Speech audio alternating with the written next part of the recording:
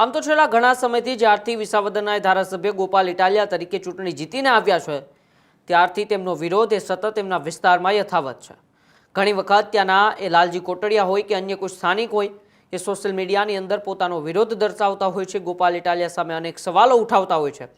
ત્યારે ફરી એક વખત હવે ગોપાલ ઇટાલિયાનો વિરોધ યથાવત જોવા મળ્યો છે અને આમ આદમી પાર્ટીના સક્રિય કાર્યકર્તાએ ખુલ્લેઆમ ગોપાલ ઇટાલિયાનો વિરોધ નોંધાવ્યો છે।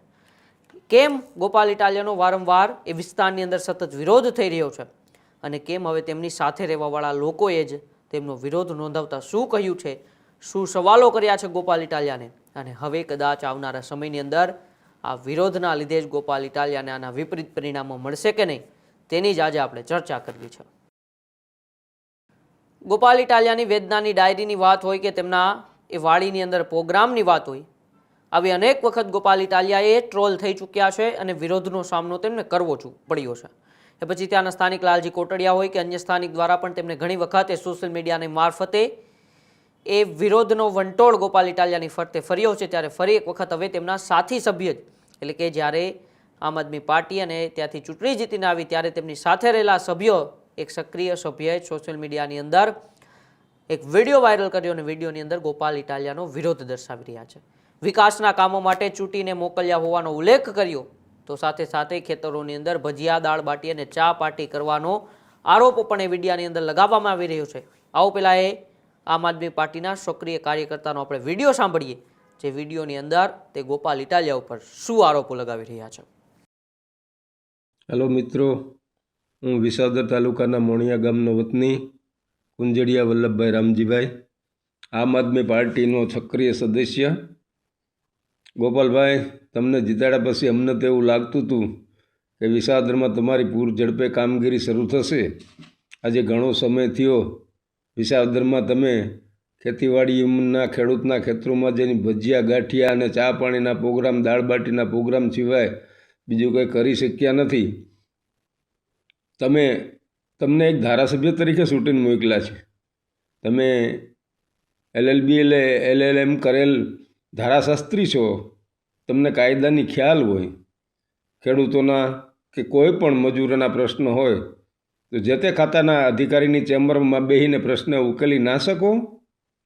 તમે ટોળાશાહી જ કરવા અને જાહેરમાં અધિકારીઓને અપમાનિત કરવા, અનાજ કૌભાંડના કેસની અંદર PI સોનારા સાહેબને જાહેરમાં અપમાનિત પોલીસ સ્ટેશનના ગ્રાઉન્ડમાં કર્યા। મગફળી ખરીદી ટેકાના ભાવના બાબતમાં પોલીસ સ્ટેશનમાં ટોળાશાહી કરી અને PI મેડમ પટેલને પણ અપમાનિત કર્યા। શું તો તમે અધિકારીઓની ચેમ્બરમાં બેસીને અધિકારીઓ સાથે સુલેહતાથી કાયદાનું વાતચીત કરી અને પ્રશ્નનો નિકાલ ના લઈ આવી શકો? કે તમારે સસ્તી લોકપ્રિયતા મેળવવા માટે ટોળા ભેગા કરીને હા હુબાળા જ કરવાના છે? કોઈ પણ ખાતાના અધિકારીની સાથે તમે બેઠક કરી ને કામ નથી બતાવી શકતા? તમે જાણો છો કે વિસાવદરની જનતાએ મને પ્રેમ આપ્યો છે, 100% પ્રેમ આપ્યો છે। ગુજરાતની 182 વિધાનસભાની સીટોમાં જે પ્રેમ ન મળે ને એ તમને વિસાવદરની જનતાએ આપ્યો છે। પણ તમે આપના જૂના કાર્યકરને, જે સક્રિય કાર્યકરો છે, રાત દિવસ મહેનત કરી છે, એ તમને પ્રશ્ન ઉઠાવે તો જાહેરમાં અપમાનિત કરવા, એના અવાજ નહીં સાંભળવો, એનો ફોન નહીં ઉપાડવો। તમે તો કાયદાના જાણકાર છો। જે કામ સંવિધાનની અંદર જે કાનૂની IPS ઇન્ડિયન પિનલ કોડની અંદર જે જોગવાઈઓ છે અને ન્યાય જે સમાધાન ન થઈ શકે એ સમાધાન પ્રેમ અને લાગણીથી જીતી શકાય છે। કોઈ પણ વ્યક્તિ, કોઈ પણ અધિકારીના દિલ છે એ પ્રેમ અને લાગણીથી જીતી શકાય છે। તમે કોઈ પણ અધિકારી પ્રત્યે પ્રેમ કે લાગણી દર્શાવી નથી, ટોળાશાહી જ કરવાની છે। વિસાવદરની જનતા બધું જાણે છે। એમની રાહ જુઓ, થોંભો, અને સ્થાનિક સ્વરાજ્યની ચૂંટણી હમણાં નજીક આવી રહી છે તો વિસાવદરની જનતા શાણી છે, એ સમજે છે કે તમને ધારાસભ્ય બનાવ્યા પછી તમે કામ નથી કરી ગયા તો સ્થાનિક સ્વરાજ્યની ચૂંટણીમાં તમારા ઉમેદવારોને મત આપીને તમે ઉપર તો રાજ્ય સરકાર અને કેન્દ્ર સરકાર જે પાર્ટીની હોય એ ઉમેદવાર ચૂંટાય તો સારી કામગીરી થઈ શકે. પણ આપણે તો ધારાસભ્ય હોવા છતાં કામગીરી નથી કરી, તો સ્થાનિક સ્વરાજ્યની અંદર તમારા ઉમેદવારોને છૂટીને તમે શું કામગીરી કરી શકવાના છો? તાલુકાનો વિકાસ રૂંધાઈ રહે છે. દરેક તાલુકાની અંદર તમે જે ધારો છો એવું હોતું નથી ને એ તો વાવી એવું લણવું પડે. કર્મનો સિદ્ધાંત છે. આપે બીજા ઉપર જે જૂતાનો ઘા કર્યો હતો તો આપણે 2-3 વાર ખાવો પડ્યો. આ કર્મનો સિદ્ધાંત છે. ભગવાન કૃષ્ણને કર્મે છોડ્યા નથી, તો ગોપાલભાઈ આપણે તો મનુષ્ય છીએ, આપણને ન છોડીએ. સમજાય તો વંદન. જય ભારત, જય સંવિધાન.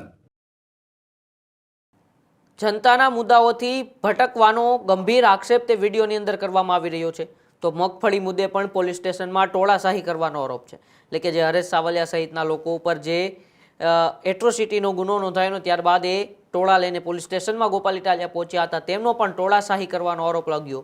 તો સસ્તી લોકપ્રિયતા માટે ટોળા ભેગા કરતા હોવાની ટીકા પણ તે વિડીયોની અંદર કરી છે. પાર્ટીના જૂના કાર્યકર્તાઓનો ફોન ન ઉપાડ્યો હોવાનો આરોપો પણ લાગી રહ્યા છે. તો વિસાવદરની જનતા બધું જાણે છે તેવું એ આપના કાર્યકર્તા કહી રહ્યા છે. ધારાસભ્ય હોવા છતાં નોંધપાત્ર કામગીરી ન થઈ હોવાનો પણ આક્ષેપ છે કે છેલ્લા કેટલાય સમયથી આ વિસ્તારના ધારાસભ્ય, એટલે કે લગભગ 6 મહિનાથી આ વિસ્તારના તમે ધારાસભ્યો છો, છતાં પણ નોંધપાત્ર કામગીરી પણ આ વિસ્તારની અંદર તમે કરી નથી. સ્થાનિક સ્વરાજની ચૂંટણીને લઈને પણ સવાલો ઉઠાવ્યા. તમે LLB હોવા છતાં કાયદાની સમજ નથી બતાવતા તેવી વાત પણ આપના કાર્યકર્તાએ આ વિડીયોની અંદર કરી. એટલે કે તમે એક વકીલ છો, તમે LLBની ડિગ્રી પ્રાપ્ત કરેલ છે, છતાં પણ તમે કાયદાની સમજ નથી બતાવતા એવો આરોપ પણ આપના કાર્યકર્તાએ વિડીયોની અંદર લગાવ્યો. તો અધિકારીઓનું અપમાન કેમ કર્યા કરો છો તેવી વાત પણ કરી છે. વિકાસ કરતાં વિવાદમાં વધુ તમે સમય આપો છો અને તેને લીધે જ વિસ્તારની અંદર કોઈ કામ નથી થયા તેવી વાત પણ તે વ્યક્તિએ કરી. તો વિસાવદરની જનતાએ તમને ભરપૂર પ્રેમ આપ્યો છે, છતાં પણ તમે એ પ્રેમનો સાચો સાર્થક કરી નથી બતાવ્યો અને આ વિસ્તારની જનતાના કામ નથી કરી બતાવ્યા. કર્મના સિદ્ધાંત મુજબ ફળ ભોગવવું જ પડે છે. એટલે ક્યાંક ને ક્યાંક જોતા કાંડની વાત પણ એ આપના કાર્યકર્તાએ કરી દીધી. તો સતત ગોપાલ ઇટાલિયાનો વિરોધ એ વિસ્તારની અંદર જોવા મળે છે. આ પહેલાં એ લાલજી કોટડિયા હોય કે અન્ય કોઈ વ્યક્તિઓને હવે તેમની જ સાથે રહેલા તેમના જ સાથી આપના કાર્યકર્તા એક વિડીયો સોશિયલ મીડિયાની અંદર વાયરલ કર્યો.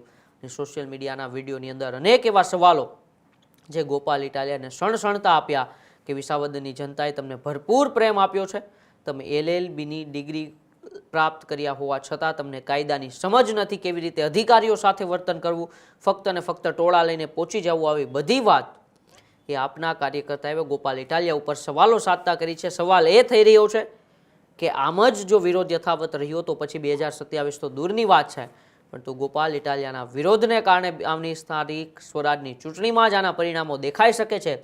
અને આમ આદમી પાર્ટીને તે વિસ્તારની અંદરની સાથે સાથે ગુજરાતમાં પણ પરિણામો ખૂબ જ ગંભીર હારનો સામનો કરવો પડે એવું લાગી રહ્યું છે. કારણ કે સતત આમ તો આખા ગુજરાતમાં તેમનો વિરોધ છે, પરંતુ જે વિસ્તારની જનતાએ તેમને ભરપૂર પ્રેમ આપ્યો, લગભગ 17,000 જેટલા મતોથી જીતાડ્યા, તે વિસ્તારની જનતા પણ હવે તેમને જાકારો આપી રહ્યું એવું લાગી રહ્યું છે.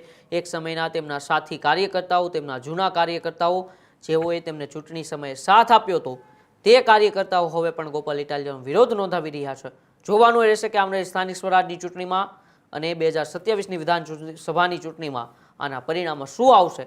પરંતુ તમારો આ બાબતે શું માનવું છે કે શું ખરેખર ગોપાલ ઇટાલિયાએ જે પણ વિસાવદરની જનતાએ પ્રેમ આપ્યો છે એની ઉપર ખરેખર સાર્થક નથી ઉભરી આવ્યા? અમારા કોમેન્ટ બોક્સમાં ચોખ્ખી જણાવજો. બાકી જોતા રહેજો ન્યૂઝરૂમ ગુજરાત, ગુજરાતનો ગજનાદ. નમસ્કાર.